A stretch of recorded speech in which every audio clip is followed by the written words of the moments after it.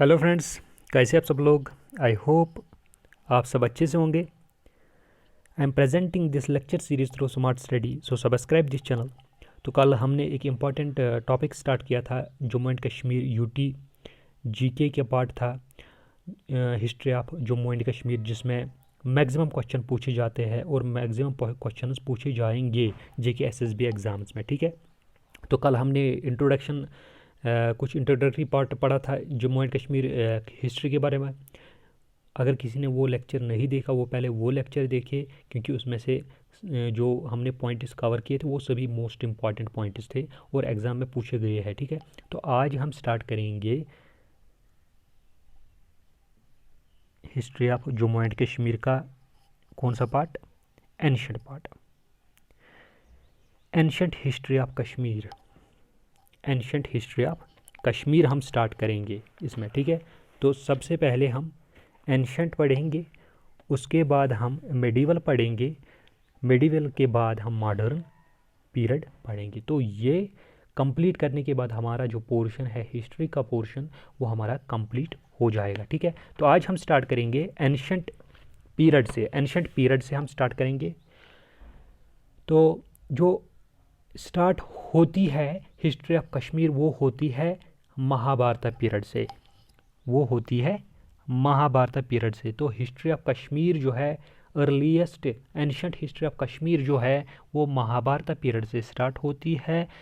Mahabharat period के evidences, जो महाभारत के एविडेंसेस वो क्या कहते हैं, जो कंबोजस और पंचालाज थे, कंबोजस एंड पंचाला किंगडम्स वो यहाँ पे रहते थे।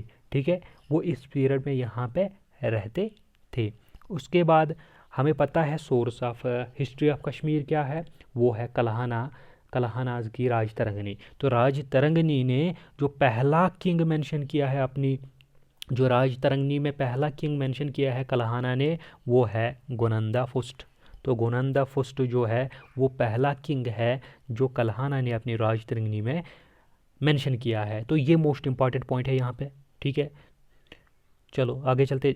और जो ये कंबोजस पंचालास है, इन्होंने यहाँ पे महाभारत पीरियड में अपना जो कैपिटल, क्योंकि ये कैपिटल्स रखते थे सभी जो रूलर्स या किंगडम्स में, जो अपने अपने किंगडम्स या डायनास्टीज होते थे वो अपने क्या बोलते इसको कैपिटल्स बनाते थे, कैपिटल्स रखते थे। तो इन्होंने यहाँ पे राजपुरा कैपिटल रखी थी। राजपुरा कैपिटल जो प्रेजेंट टाइम पे जिसको राजौरी माना जाता है, जिसकी राजौरी के नाम से जाना जाता है। ठीक है, इन द ये जो राजौरी आज जम्मू डिवीज़न में है। ठीक है, चलो आगे चलते हैं।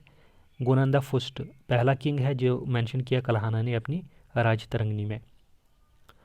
उसके बाद महाभारत वार होता है। महाभारत वार के टाइम पे जो कश्मीर का रूलर होता है वो होता है गोनंदा सेकंड। वो कौन होता है, वो होता है गोनंदा सेकंड।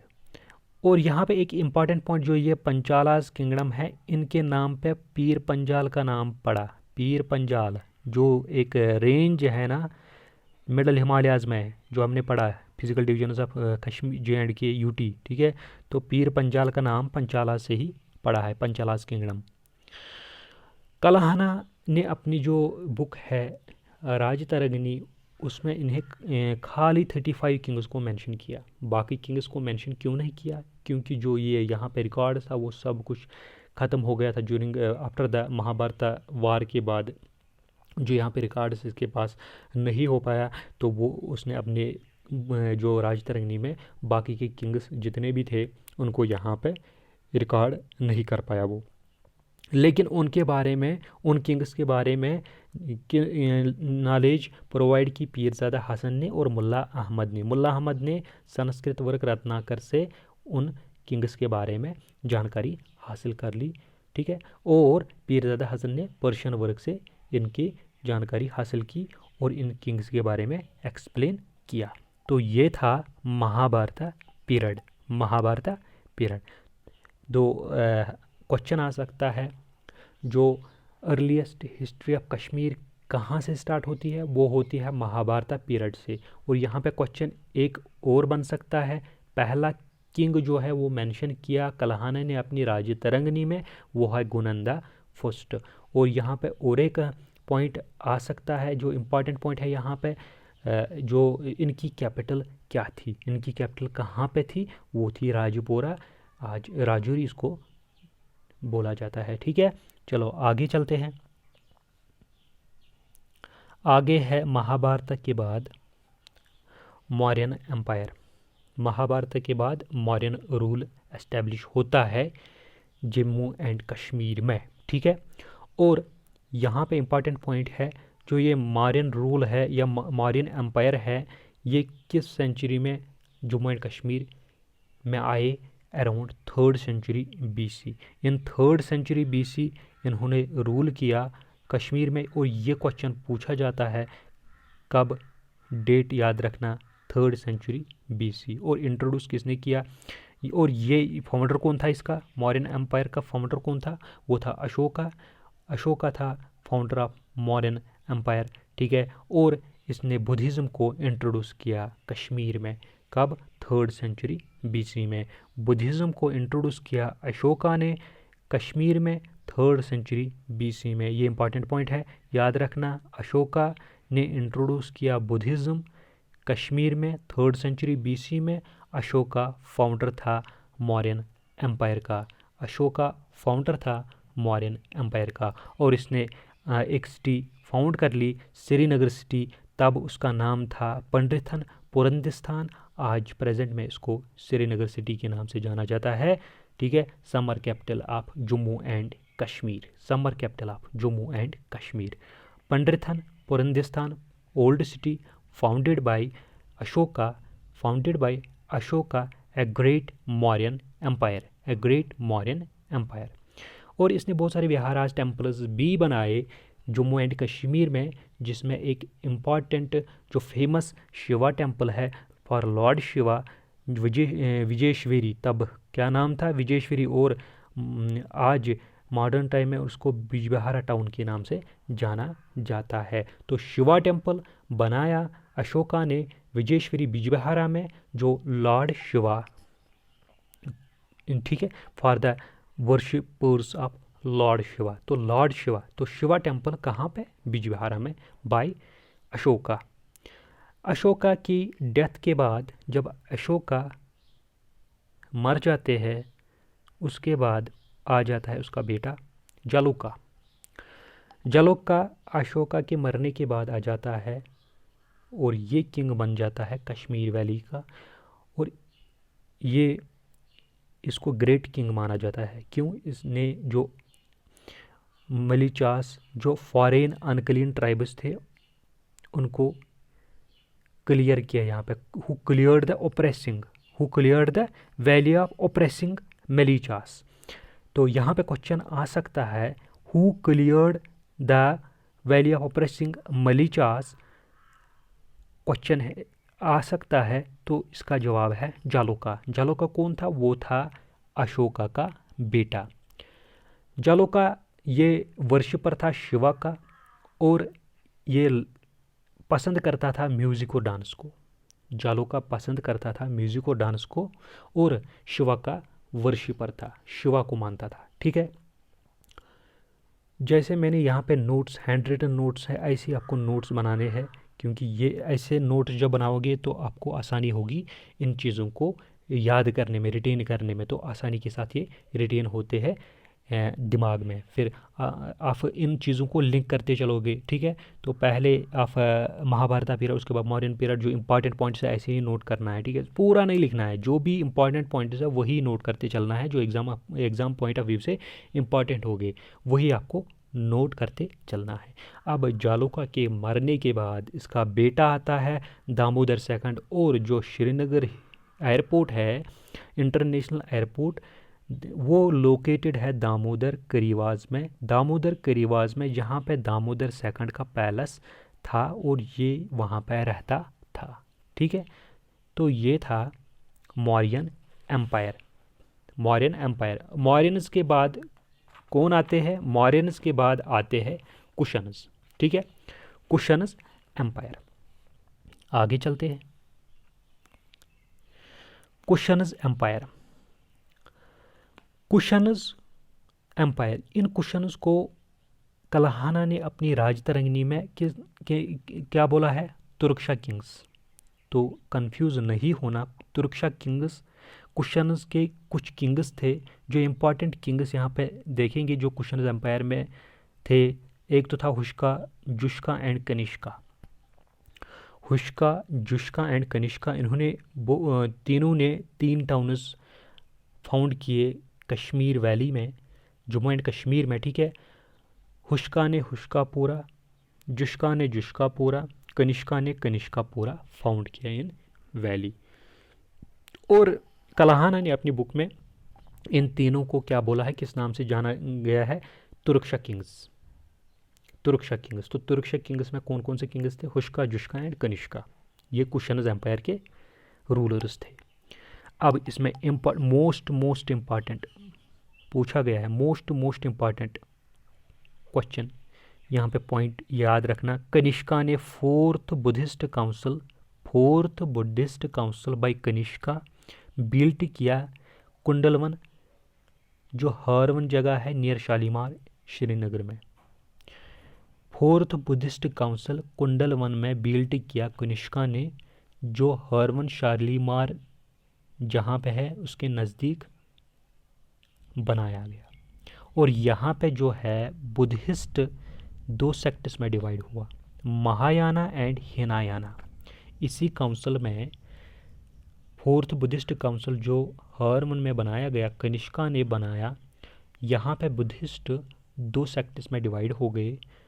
एक सेक्ट का नाम था महायाना, दूसरे का नाम था हिनायाना, ठीक है। और यहाँ पे और एक मोस्ट इम्पॉर्टेंट पॉइंट जो आपने नोट करते चलना है, जब इंडिया को गुप्ताज रूल कर रहे थे, जब इंडिया को गुप्ताज रूल कर रहे थे, कौन, गुप्ता डायनास्टी, गुप्ताज जो रूल कर रहे थे इंडिया को, गुप्ताज। कश्मीर इंडिपेंडेंट स्टेट था, कश्मीर इंडिपेंडेंट था, तब कश्मीर इंडिपेंडेंट था, किसी का कंट्रोल नहीं था कश्मीर पे, तो ये फ्री था। लेकिन जब गुप्ताज का रूल ख़त्म हुआ इंडिया में जब गुप्ताज का रूल ख़त्म हुआ, कश्मीर किन के हाथों में आया, कश्मीर आया हुन्नाज के हाथों में, कश्मीर आया हुन्नाज के हाथों में। और ये हुन्नाज कौन थे, ये थे सेंट्रल एशियन ट्राइब्स जो आए थे इंडिया में, कहाँ से, खैबर पास से। ये एक पास है खैबर पख्तूनख्वा पाकिस्तान में। कब, 5th-6th सेंचुरी में हुन्नाज आए थे और इन्होंने कश्मीर को अपने कब्जे में कर लिया। हुन्नाज का जो एक रूलर जिसका नाम था, पहला रूलर, वो मिहिर कुल्ला था, मिहिर कुल्ला। और इसको जाना जाता है वेरी क्रूअल, बहुत सबसे ज़्यादा खतरनाक जो था, क्रूअल था, वो था मिहिर कुल्ला।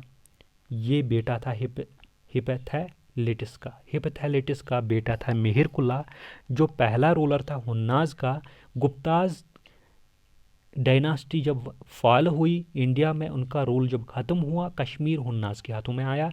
हुन्नाज सेंट्रल एशियन ट्राइब्स थे जो खैबर पास से आके पाकिस्तान, खैबर पख्तूनख्वा पास को जो वहाँ से आए और यहाँ पे कश्मीर को अपने कब्ज़े में कर लिया। कब, 5th and 6th century, late 5th and early 6th century, ठीक है। आई होप आपको यहाँ तक समझ आया होगा। चलो आगे चलते हैं। उसके बाद है मोस्ट इम्पॉर्टेंट डायनास्टी, वो है Karkota dynasty. Most important dynasty Karkota dynasty. Karkota dynasty जो थी, इनको नागाज भी बोला जाता है। और फाउंड किसने किया इस डायनास्टी को, वो किया दुर्लभा वर्धना ने। और इस डेट को याद रखना, ये इंपॉर्टेंट है मेंशन करना, 625-661 AD दुर्लभा वर्धना ने करकोटा डायनास्टी को फाउंड किया। और इस पीरियड को glorious remarkable period of ancient history माना जाता है कश्मीर का। तो क्वेश्चन आ सकता है, कौन सा पीरियड, किस डायनास्टी को माना जाता है glorious and remarkable in ancient Kashmir, वो माना जाता है करकोटा डायनास्टी को, जिनको नागाज भी बोला जाता है। और फाउंड किसने किया था, दुर्लभा वर्धना ने। कब, 625-661 AD में। और इम्पॉर्टेंट पॉइंट यहाँ पे और एक है, चाइनीज़ पिलग्रिम ह्वेनसेंग, जो कश्मीर, जिसने विज़िट किया कश्मीर आया बारामुल्ला से, और वहाँ पे एक गेट इसने फाउंड किया, stone gate, huge stone gate. कब आया था? करकोटा डायनास्टी के दौरान ही, during Durlabha Vardhana's reign, during Durlabha Vardhana's reign आया था यहाँ पे। तो दुर्लभावर्धन के मरने के बाद प्रतापादित्य आता है, जिसने प्रतापपुरा फाउंड किया, जिसको आज तापर के नाम से जाना जाता है। बस इतना याद रखना। और ग्रेट जो रूलर था, greatest ruler of Karkota dynasty, वो था ललितादित्य मुक्तापीड़ा। ललितादित्य मुक्तापीड़ा ग्रेटेस्ट रूलर जो थी करकोटा डायनास्टी की। 36 साल इसने हुकूमत कर ली। इम्पॉर्टेंट है, कश्मीर वैली में इसने 36 साल हुकूमत कर ली। तो इसने बहुत सारे जगहों को अपने कब्ज़े में कर लिया था। ठीक है। पाकिस्तान के साइड में, जो आज पाकिस्तान है, तो पहले ये इकट्ठे थे, तो बहुत सारे सेंट्रल एशिया में भी वहाँ पे, ठीक है, साउथ एशिया में भी बहुत सारी जगहों को अपने कब्ज़े में कर लिया था। इसको बोला जाता है समुद्रगुप्त ऑफ कश्मीर। ये इम्पॉर्टेंट पॉइंट है, बहुत बार पूछा गया है। Who is known as the Samudragupta of Kashmir? किसको जाना जाता है समुद्रगुप्त ऑफ कश्मीर के नाम से? वो है ललितादित्य मुक्तापीड़ा। और कमांडर इन चीफ कौन था इसका, ललितादित्य मुक्तापीड़ा का? वो था चनकुरिया। चनकुरिया कौन था? चनकुरिया, चनकुरिया। इसने अपनी कैपिटल जो खीर बवनी के नज़दीक, एक श्राइन के नज़दीक जो है बना ली, जिसका नाम था परिहासपुर। और सिटी ऑफ प्लेजर उसका नाम है। इसका जो नाम रखा है इसने परिहासपुर, जिसका मतलब है सिटी ऑफ प्लेजर। किसकी कैपिटल थी? ललितादित्य की, जिसने वो खीर बवनी श्राइन के नज़दीक बनाई, फाउंड की थी। ठीक है। और इसने मॉडर्न सन टेम्पल जो है, फेमस सन टेम्पल मटन करीवास इन अनंतनाग डिस्ट्रिक्ट में बिल्ट किया। ठीक है। और जो इसका कोर्ट पॉइंट था वो था बोआ भुट्टी, वो कोर्ट था बोआ भुट्टी। लेकिन ललितादित्य मुक्तापीड़ा की डेथ के बाद करकोटा डायनास्टी की डिक्लाइन हुई, और जयपीड़ा के बाद तो फिर ज़्यादा ही डिक्लाइन होने लगा करकोटा डायनास्टी का। तो ये था आज एंशंट हिस्ट्री के बारे में। आई होप आपको ये समझ आया होगा। और कल्हाना ने कुछ 3 फेमस वुमेन रूलर्स को भी अपनी राजतरंगिणी में मेंशन किया है। उसमें आपको याद रखना है, एक तो थी यशोवती गोनांदा डायनास्टी की। यशोवती गोनांदा डायनास्टी की 15 साल इसने हुकूमत कर ली, और फर्स्ट स्वेरिन वुमेन रूलर थी यशोवती गोनांदा डायनास्टी की। उसके बाद सुगंधा उत्पाला डायनास्टी की, जो हम आगे मिडिवल पीरियड में पढ़ेंगे। शंकरा वर्मा की क्वीन थी सुगंधा उत्पाला डायनास्टी की, ये सेकंड वुमेन रूलर थी। और दिदा ये थी गुप्ता डायनास्टी की। 50 साल इसने हुकूमत कर ली दिदा ने। ठीक है। उसके बाद एक और क्वीन आती है, फोर्थ कोटा रानी। तो 4 फेमस थी रूलर्स, लेकिन जो पहले थी यशोवती, सुगंधा, फिर थी दिदा, और फिर लास्ट में कोटा रानी थी। तो ये हम आगे पढ़ेंगे मिडिवल पीरियड में। आई होप आपको ये सब समझ आया होगा।